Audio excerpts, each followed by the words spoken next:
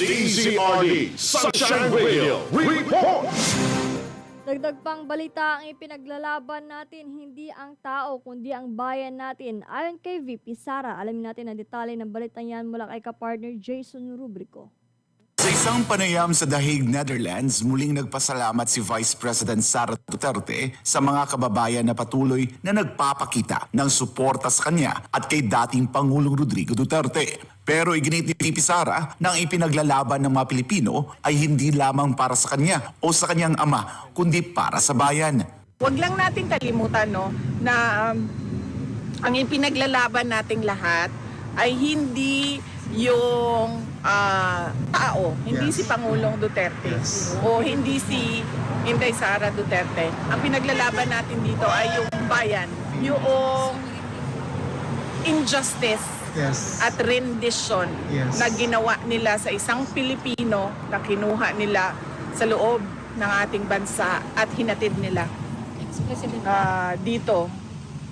At ginastusan pa nila ng gobyerno.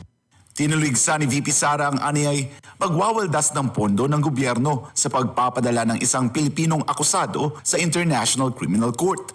Mensahe pa ng bise sa mga Pilipino na huwag kalimutan ang mas malalim na isyong kinakaharap ng bansa tulad ng blankong budget, anomalya sa PhilHealth at mga pangakong napako.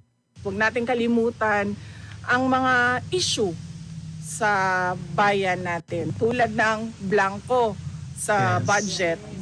Napakaraming mga kababayan natin ang tahimik sa blanco na mga budget.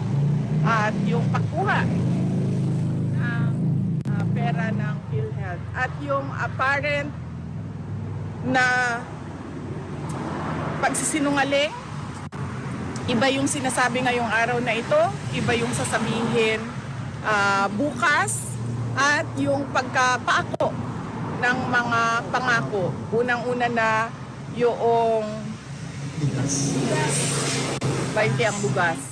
Para sa Diyos at sa Pilipinas kung mahal, ako si Jason Rubrico, SM9 News. DZRD